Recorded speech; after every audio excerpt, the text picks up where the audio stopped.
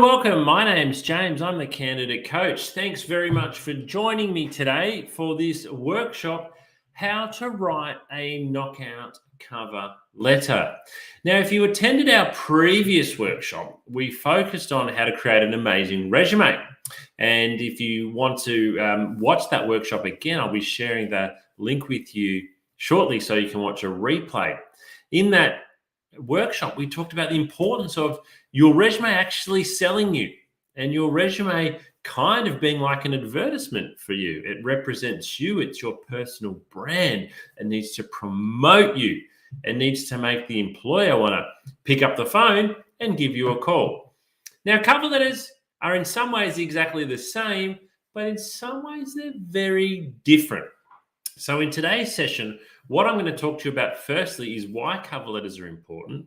I'm going to show you how you can make a really attractive and eye-catching cover letter that is actually easy to repeat each time you go and apply for a job. When I speak with candidates, one of the main reasons they don't like submitting cover letters is because it takes a lot of time.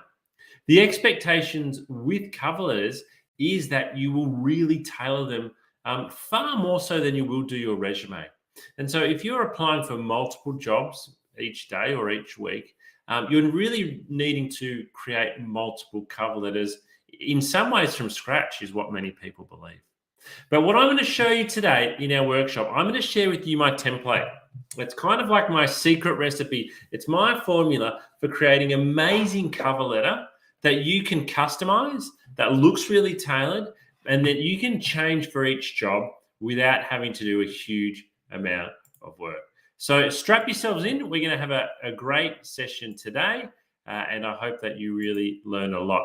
Now, it's probably important to remember that when you are attending a workshop, you're probably going to hear lots of new things today. You're going to hear lots of new things.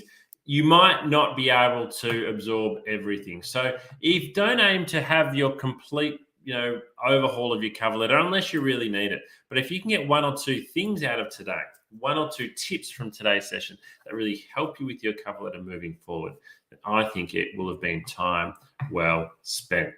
So how do we write a knockout cover letter? Well, before we get into it, just a couple of housekeeping things. I am streaming to you live today via our YouTube, Facebook, LinkedIn, Twitter channel. I'm appearing on many of our partner sites. A very good morning if you're watching us one of our partner sites today.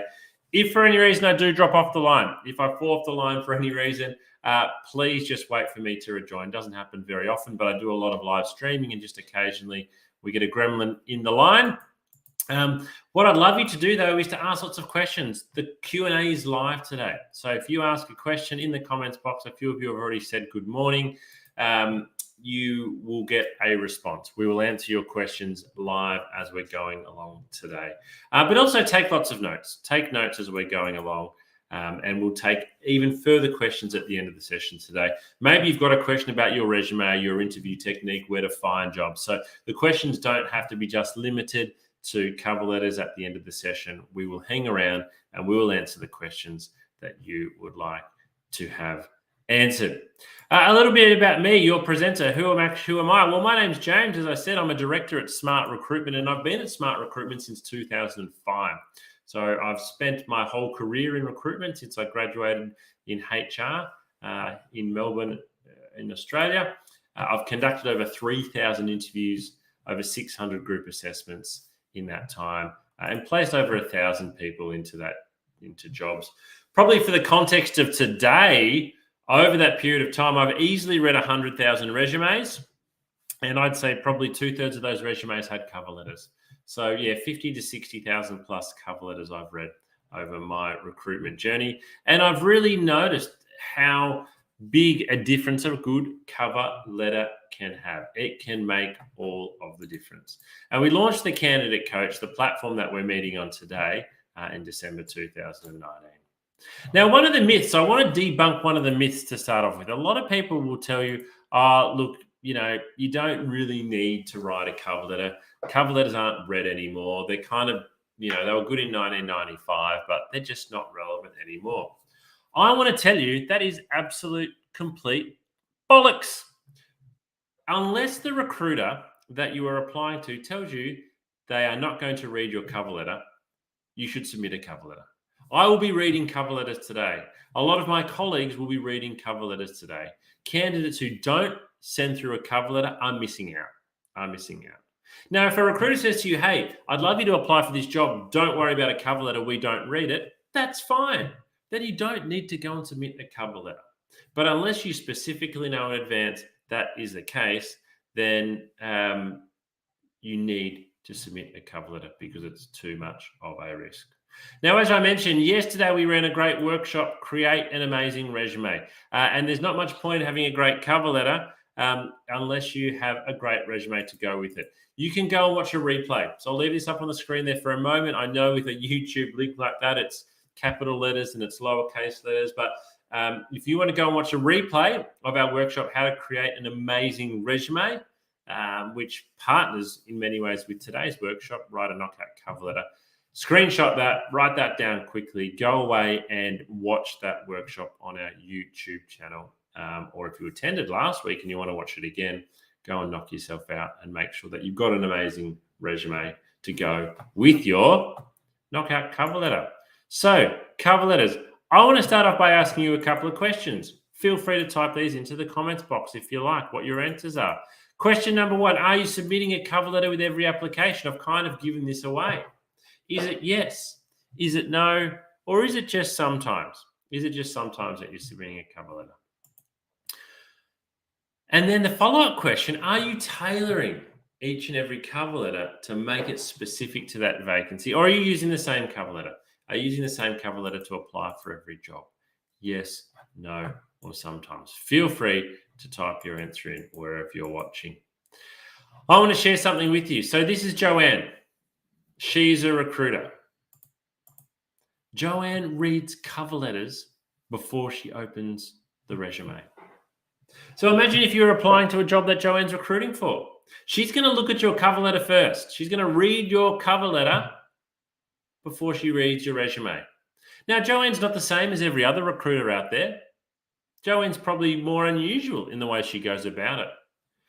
The challenge for you is you don't know who is reading your application. You don't know whether you're sending it to Joanne or whether you're sending it to somebody else. If you have a poor cover letter, or if you don't have a cover letter, she might not even open your resume. Have you ever thought about that? Having a poor cover letter or having no cover letter can mean your resume will not be opened up at all. So, as I said before, it's a risk. And my view is you can only submit two things. A resume and a cover letter. 99% of the time, that's all you can submit, a resume and a cover letter. Why would you skip one of those? Why would you pass on this opportunity? I think a lot of people are fearful of having a bad cover letter. And so instead of having a bad cover letter, they opt for no cover letter. Whereas what I'm going to show you now is how easy it is to create a knockout cover letter. All right. So, what actually are cover letters? Well, sorry, just to re-highlight my answers there. The answer is yes and yes. Yes for every application. We need to be submitting a cover letter for every application. And yes, we must be tailoring our cover letter for every application. Now, I know what you're thinking here. You probably think, James, this means it's going to take a lot of time. It's going to take a lot of time. I've got to tailor my resume. I've got to tailor my cover letter. I'm looking for work at the moment. What I say to a lot of my students when I'm coaching them is I really want you to only apply for a maximum of 2 jobs every day. Because for each application, yes, you need to be going and reading the ad thoroughly and understanding it. You need to be researching into the company. You need to be tailoring your cover letter and you need to be tailoring your resume. You want to be applying specific for that vacancy. That is going to take you 2 or 3 hours per application to do it well, because you need to do it well. So a maximum of 2 jobs per day, because we need to be putting in effort. Alternatively, you can sit there and we see it on our end. We see people who apply for 50 jobs in 50 minutes. They just click and apply the same resume and cover letter and they send it off to 50 jobs. Now, from a recruiter's point of view, which application do you think is going to stand out the most? The one that you spent 2 or 3 hours on and you've tailored it, you've customized it specific for the job, or the one that just gets sent out to every single job? Have a think. I'm not saying that you can't apply for more jobs than that. And even if you are only doing 2 a day, if you're applying for jobs 5 days a week, that's still 10 applications a week. If you're looking for a month, that's 40 applications. That's a lot of applications for you to keep track of. We need to make sure that we're keeping track of our applications. Okay, so cover letters. We actually use different language. When we think about our resume and our cover letter, they are very different. So first of all, it is a letter. We forget the letter component of a cover letter. And when we write a letter, we normally write it to somebody. Not very often in the year 2022 and beyond do we actually write letters, but we might write emails. Again, if you're writing an email, you're normally writing it to somebody. Even if you're writing it to a company, you still personalize it in many ways. And so we need to remember that. We need to personalize it. We need to research the company and the position. So this is what I mentioned earlier. We need to research the company and the position and include that information in our cover letter. Include that information on that cover letter. Because we want to show in our cover letter that we have spent time, effort, and energy to go and do the research. 1 page long. Your cover letter is only ever 1 page long unless you've been asked to address a selection criteria. That is quite long. So if the advertisement says, please address the following selection criteria and there's 10 dot points, you need to address it, and then it will be more than 1 page long. But unless something like that occurs, your resume is only ever 1 page long. Proofread it. Proofread it multiple times. Everybody thinks that their cover letter doesn't have a mistake, but guess what? Most cover letters have a mistake. I have a lot of mistakes in my own work. I don't see them most of the time because when I read something back to me, I read it the way I meant it to sound. So most mistakes people make, they're not spelling, they're not typos, they're grammatical errors. And they're really hard for you to pick up. So proofread it multiple times. So what do we need to stop doing? Let's hold up that stop sign. Stop. Stop submitting the same cover letter for every vacancy because it just makes you look like a lazy candidate. All right, this is what a good cover letter looks like. So I'm going to run you through the outline, and then I'm going to show you a couple that I've created. So guess what? It is just 4 simple paragraphs. Now, on top of the 4 paragraphs, we might include our own details in the top right-hand corner. We might include our address or something along those lines. But a great cover letter or a good cover letter looks like this. So paragraph 1, specifically address the role and the company you are applying to. 2 sentences should be enough. So if you're applying to a job with me, it would say, Dear James, please find attached my resume and cover letter for the sales representative position at the Candidate Coach. It's that simple. Name, job title, company. If you do those things straight away, as the reader, I can see, okay, first of all, this candidate has taken the time to at least edit their cover letter a little bit and they've used my name. You are probably already going into the top 10% of cover letters by doing this first paragraph. Most of the cover letters I get are Dear Sir or Madam, to whom it may concern, about the vacancy. I have my name on every advertisement that I post. Now, I know not everybody does, and if they don't, then you can do to Dear Sir or Madam, or to whom it may concern. But if there is the name of a person on the advertisement, always use their name. My name is on there. What it means for me is I can actually see who's taken the time to at least put my name on the cover letter. So paragraph 1 is easy. Should only take you 2 or 3 minutes. Now, if you really want to stand out, let me share a little secret with you. If you are applying for a job and you want to send in a cover letter and there is no name, I would encourage you to call the company and just say, hey, I'm about to apply for the sales representative position. Can you please let me know who I should address my cover letter to? Now, if the person on the other end of the line says, yes, you can address it to Samantha Brown. Or the person on the other end of the line might say, I can't give you that information. If they can't give you that information, don't worry about it. You've lost nothing. But if they tell you the name of the person is Samantha Brown, and if Samantha Brown is going through 100 resumes and 70 cover letters, and one cover letter says, "Dear Samantha," do you think that's going to stand out? Absolutely, it will. So be brave, make a phone call, see if you can find out. It could be the one thing you do in the whole recruitment process that gets you the job, because all the other candidates are good. You've got a good background, you've got a good resume, they've got a good background, they've got a good resume, you interview well, they interview well. But Samantha remembers that from the start, you had a name on a cover letter. And so there's a bit more interest in your application. It sounds silly, but it can often work that way. So that's paragraph 1. Only takes 2 minutes, unless you're going to make a phone call. Might take 4 minutes. It's easy to do. Paragraph 2. So this is where we need to start to do a little bit of work. So we want to mention 2 or 3 things here that we know about the organization or the vacancy. So we do some research. We can go onto the company website. We can go onto their careers page. We can find their annual report. In some ways, it doesn't really matter overly what we mentioned here. Our aim here is to show the person reading this paragraph, we have done research. We have gone away and we have done a lot of research, and we want the person reading the cover letter to think, wow, look at this. They've mentioned 2 or 3 things here that they know about us. They sound really keen on working for us. We do that by mentioning 2 or 3 things we know about the organization or about that particular vacancy. It's to show off.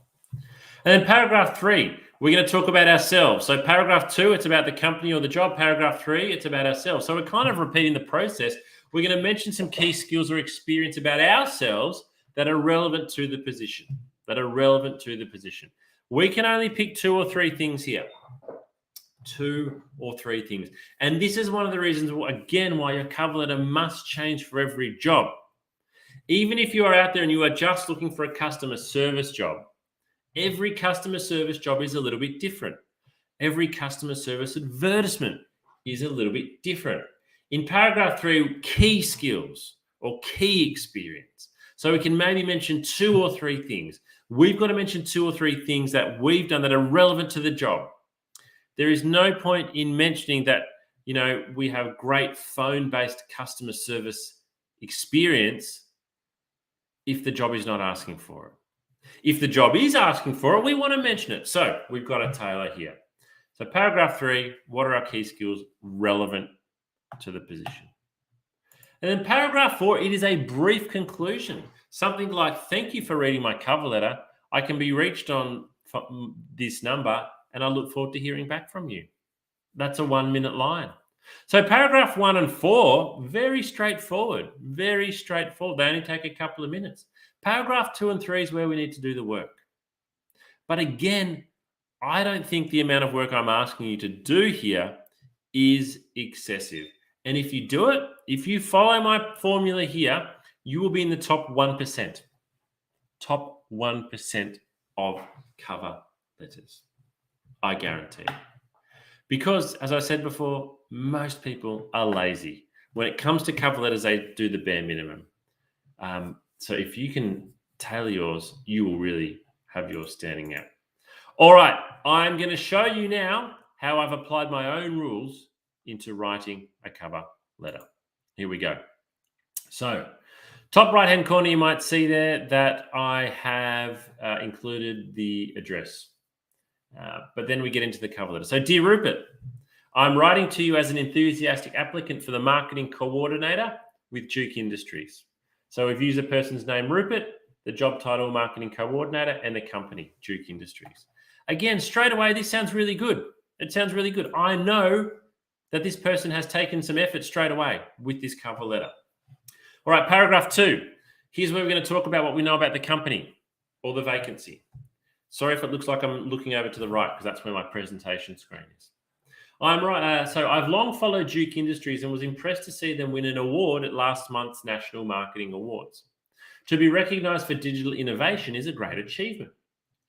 As a passionate marketing graduate, I've studied Duke Industries' graduate marketing program and am impressed with commitment to both technical and holistic learning. Now, this is a made-up company and a made-up cover letter. You might think that that paragraph there sounds really specific, but have a look at it. If Duke Industries did win an award, it would be on their company website. It would probably be on their socials, and we're just mentioning that in the cover letter. We're also mentioning that we've studied their graduate marketing program, and we're really impressed. So again, if I was reading this cover letter, I'd think, yes, this candidate is doing a lot of research. They've put a lot of effort in. They know about us and they know about our program. They're not just throwing this cover letter out to the job like they do every other job, or like most candidates do. All right, paragraph 3, this is where we're going to focus on ourselves. Whilst completing my master's in marketing last year, I was given the opportunity to work as an intern in the marketing department at Rosenberg & Associates. This 12-month placement included 4 rotations. However, it was digital marketing which I enjoyed the most. I worked with several of our top-tier clients and gained great exposure. I was awarded Intern of the Year from a pool of 20. Now, you might not be able to make those claims. You might not have been Intern of the Year. But what you can see here is that the person is mentioning some skills or experience or achievement that is really relevant to the job. We know it's a marketing coordinator role. So we're talking about how we've worked in a graduate marketing placement. It's very, very relevant. Then paragraph 4, it's a simple sign-off. Oh, sorry, one more thing on paragraph 3. If you've made an achievement, mention it. If you've won an award, you've done something that was top performing, mention it in your cover letter. Be really, really proud of that achievement. And paragraph 4, it's a simple sign-off, isn't it? It is a simple sign-off. I look forward to hearing back from you regarding my application. I'll be able to make myself available at short notice. So paragraph 1 and 4, 1 to 2 minutes each. Paragraph 2 and 3, that's where we do the work. But again, once you get used to writing a cover letter like this, I don't think it's going to take you a lot of time. I really don't think it will. Now, I'm going to show you the same cover letter or the same text written in a different layout, a different format. Okay, so let me bring that back up for you now. So here's the same cover letter, but we've got a different layout and design here. Excuse me. Excuse me. Just have a sip of water. If you look from Dear Rupert and below, it's exactly the same. I'm writing to you as an enthusiastic applicant for the marketing coordinator vacancy with Duke Industries. So everything below there is the same, but we've done a couple of different, I guess, graphical design bits here. So we've put the name up the top and the title. We've also put contact details. And then down the left-hand side, we've included a headshot and a profile. So there's a bit of extra information here. We've talked a little bit more about ourselves. We're showing a bit more branding, a bit more personal branding as well. Whether or not you use template 1 or template 2, it's really up to you. You've got to do what you feel comfortable with. If you like the one that's on the screen there now with a photo and a bit more design, great, go and use it. If you like the more simple layout, great, go and do that. It's your personal brand. So just a question that's come through, I might answer this one live on air. Paragraph 3 really needs to be specific examples of what we've done, not just general attributes such as highly organized. This is a great question. I would say yes, specific examples are far more powerful. Specific examples on resumes, specific examples on cover letters are far more powerful. You can sit there and say, hey, I'm organized and I'm a good communicator. Great. But guess what? Anybody can say that. It's not quantifiable. If you mention something specific, though, like I have a typing speed of 80 words per minute, that's specific. That is specific.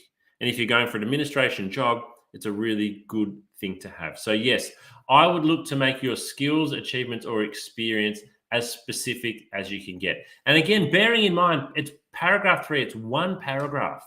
We can only choose a couple of things, 2, maybe 3 at the most. So we really want to be promoting and selling ourselves there. Thank you for that question. I don't always read them out on air, but that one was really relevant. Okay, now with all of the templates that I've shown you, both of them, you can download these on our candidate coaching platform. If you like, you can go and download this template today. Obviously, you need to rewrite it because you're not me, but you can go and use this template. We've got it available for you to use and we've got some instructions that go with it too. Okay, so you're probably wondering, what's with all the research? I'm asking you to do a lot of research. Well, I want to share with you a quote from a well-known recruiter in Australia who's here in Melbourne, Stefan Wheeler. And this is a LinkedIn post that he did a little while ago. So Stefan wrote, credentials on your resume will get you that first interview, but it's not the key to your next position. Looking at the people we recently hired or who will be joining us shortly, there is one thing that they all have in common. They were uber prepared. They have dug deep into what we do and stand for. They impressed us with their understanding of our business and the problems we are trying to solve. Yet, not all of them were exactly what we were looking for. On the opposite side, I interviewed a candidate the other day who looked great on paper. But when I spoke with her, she had no idea what we were doing and said she'd only research a company once she lands an on-site interview. Well, it's a Zoom interview these days. Though if you haven't spent any time researching our company, you are missing the mark. I understand doing research takes effort and you don't even know if it will pay off. However, that's exactly what other applicants do to get the job. And they're the ones you compete with right from the beginning of the application. So it's the last paragraph. I'm going to read it again because this is key. I understand doing research takes effort and you don't even know if it will pay off. However, that's exactly what other applicants do to get the job. And they're the ones that you compete with right from the beginning of your application. So you might be sitting there and you might think, look, I don't think I need to do the research. Guess what? You're right. You don't need to do the research. But also, guess what? The best candidates are. And you are competing against the best candidates for the job when you submit your application. Alrighty, if you are wanting more cover letter tips, head over to our candidate coaching platform. You can watch a whole video, episode 7, writing a great cover letter. You can hear from myself and the other recruiters you can see on the screen there now with all different backgrounds who will give you their thoughts and advice on how to write a great cover letter. If you're wanting more assistance beyond that, a reminder of all the tools and resources that are available to you on our candidate coaching platform. We have 12, well, it's actually up to 14 video coaching episodes on all different topics. Resumes, cover letters, yes. We've got 2 videos on how to prepare and stand out at interview. We've got videos on salary negotiation, how to prepare for a video interview specifically, how to create an elevator pitch, a whole lot of different coaching videos. We've got templates that you can download. Interview questions. If you're unsure about what you need to practice when you are going to have an interview, come and download our interview questions. We've got online tests. You can take an online test and get a score based on your skill. You can get a checklist downloaded to make sure you are ready. Got a video interview? Download our checklist to make sure you are best prepared for your video interview. We've got articles you can read. We've got specific content and advice for executive job seekers who are going for senior level type roles. We advertise more live upcoming workshops, and we've got mental health resources as well available to you, all for free. So, thank you for attending. We would love for you to provide feedback on today's workshop. So most weeks we run 2 different workshops. We are running 8 workshops every month, and we would love to get some feedback from you on what you thought of today's workshop so that we can continue to improve our workshops into the future. In that survey, it's only 4 or 5 questions. We also ask you, what other topics would you like us to present on? We do LinkedIn. We've got personal branding coming up soon. We have workshops coming up in the next few weeks with regards to interview technique, how to give great interview questions, how to give great answers to interview questions, and many other topics. But we would love to hear from you. What is it at the moment? Where are you struggling with your job search? Where can we provide you with some assistance? We'll finish today with this video. This video is really important. It talks about the mental health challenge that is quite hidden when it comes to looking for work, but that many people might suffer from. So thank you for joining us today. This workshop will conclude at the end of this video. Get out there, rewrite your cover letter. Good luck with your job hunting. Bye-bye for now.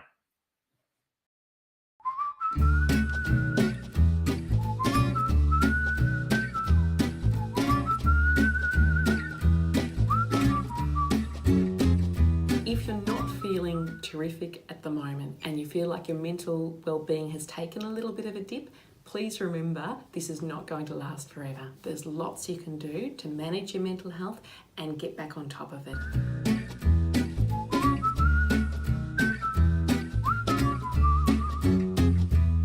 I am Dr. Sarah Barker. I'm a clinical psychologist. I've worked in workplace mental health with Black Dog Institute for the past 7 years.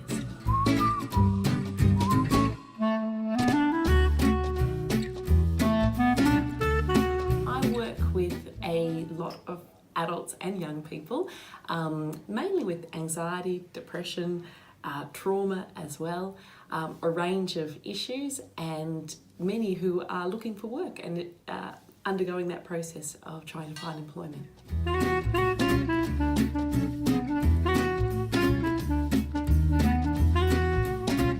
Looking for work causes mental strain because our identity is tied up with our work.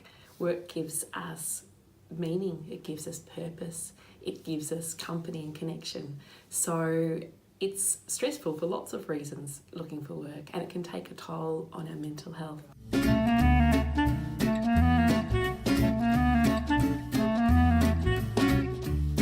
It's really important for us to be aware of the signs that our well-being and our mental health might be dropping. Probably the biggest sign is changes in behaviour. So that might be changes in the way we're thinking or talking to ourselves. We might be saying things like, who would employ me? I'll never get a job. We might be really down on ourselves and really hard and critical on ourselves when normally we're not so hard and critical. We might also, in our relationships, change our behaviour. We might be more snappy or more irritable with people that we love, that normally we might be a little bit irritable sometimes, but not irritable in that way. Losing interest in things that usually sparked us and ignited us and gave us joy. So perhaps usually we like walking the dog and suddenly we start thinking, I can't be bothered walking the dog today. That sort of thing, those changes in behaviour are really significant because they tell us that something's different, and if we're noticing, I suppose, more than one of those and it's affecting the way we feel, and this is over a period of say 2 weeks or longer, then it's a really good idea to have a chat to a GP that you trust, and find out what might be going on, have a discussion and see if there's any physical reasons for that, or if perhaps your mental health and well-being might be able to do with a little bit of extra support, and then the GP can refer you on to see a psychologist, a counsellor, whoever is most appropriate for you.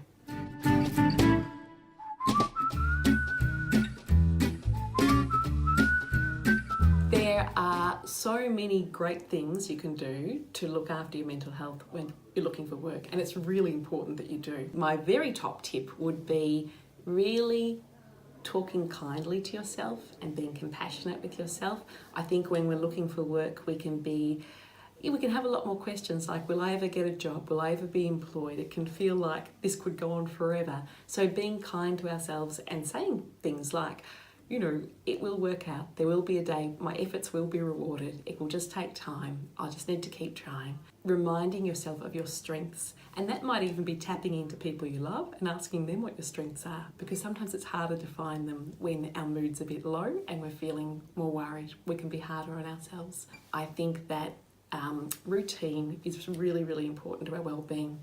When we're looking for work, we mightn't have such a regular routine because there mightn't be a 9 to 5 start and finish time for a job, or there isn't. So instead, thinking about looking for work as a job in itself can be helpful. Having a start time and a finish time can be really helpful, and some set tasks that you hope to achieve that day. Purpose is really important too. So purpose might come through routine, but it can also come through other things. Meaning's really important, and our work gives us meaning. So when we're looking for work, meaning mightn't feel like it's there as much. Part of what we can do is infuse those tasks with meaning. So I am doing these things today, I'm looking for work, and that is meaningful in itself because there's an end goal to this. It will be something that's good for me and good for the people that I love as well.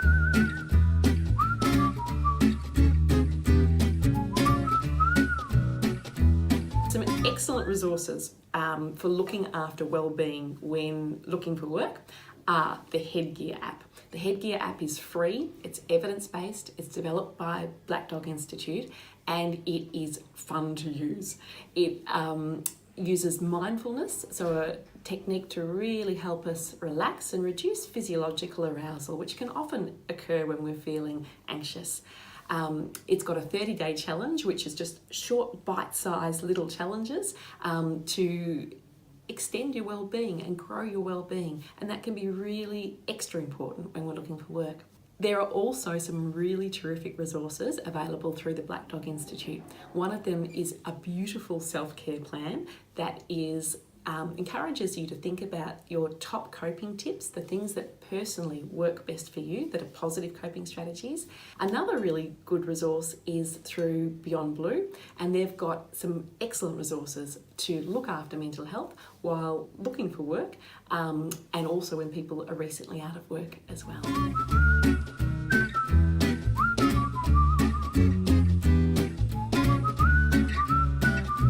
Probably time to seek professional assistance when you notice your mood is lower and you're feeling more down than usual, when you're worrying more and perhaps worrying excessively about things that you wouldn't normally worry about, and perhaps in your relationships too, when you're more tense with people and perhaps more snappy or irritable. All of these are signs that perhaps our mood is not in the greatest space, and our well-being is not in the greatest space, and that it can be a great idea then to chat to your GP, who can then refer you to an appropriate person to help you strengthen your well-being.